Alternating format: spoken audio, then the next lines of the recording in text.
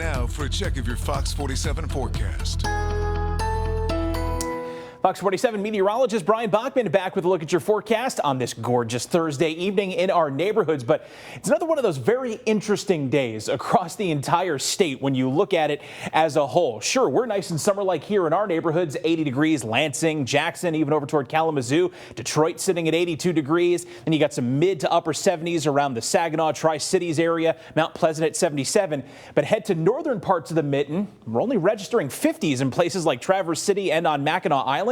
And chillier still with 40s in place across much of the UP. So you could drive across the entire state today and experience really about 3 different distinct seasons, depending on exactly where you wound up. But as far as satellite and radar is concerned, while there is some showery weather where it's chillier closer to the Mackinac Straits, we've got abundant sunshine across much of the lower peninsula and certainly here at home. And that's a big part of the reason our temperatures have found their way into the 80s for the first time here in 2025. We do have a stalled frontal boundary still parked overhead of us here tonight. It's kind of snaking its way back into the nation's heartland. Area of low pressure that's just beginning to emerge from the Rockies and into Kansas tonight. That's going to rapidly intensify over the course of the next really 12 hours or so and then make a beeline toward us here in the Great Lakes tomorrow. It's going to help to start drag some of the shower activity to the west of us over parts of Minnesota in across the area with it. And by the time we get into tomorrow afternoon, it'll also contribute to some scattered showers and some thunderstorms. So let's time things out here on Futurecast as we walk you through this evening.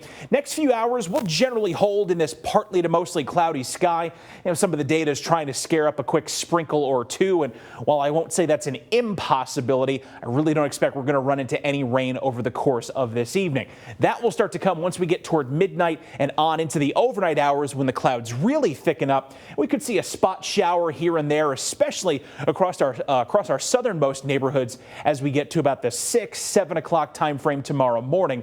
But even then, the vast majority of us will see a dry start to the day on Friday, even as that low pressure system approaches. It'll be around lunchtime where I think we'll start to see some slightly more significant showers or even a rumble of thunder pop up, perhaps closer to, say, Hillsdale, Somerset, or Hudson. And then as the atmosphere destabilizes as we reach peak heating tomorrow afternoon, beginning around 2 to 3 p.m., we'll see the first of the more significant scattered showers and thunderstorms popping up. They may organize into one larger cluster right as we're getting to about evening commute time around 6 p.m. tomorrow. But then most of that activity is gone by 8 to 9 p.m., leaving us with the possibility of just a couple of leftover showers into the first part of tomorrow night. But for tonight, it's increasing clouds, showers possible late, really after about 3 to 4 o'clock in the morning with a low temp around 53 degrees. 73 our high temp for tomorrow, so not as warm as today, but granted that's a result of the showers and thunderstorms popping up in the afternoon. And we go to cooler 50s as we head into the weekend, but that cooler trend is going to be short-lived. We'll go back to 64 on Sunday, and both days featuring plentiful sunshine. We're back to the 70s on Monday and Tuesday with a chance for more storms, then 60s by the middle of the week.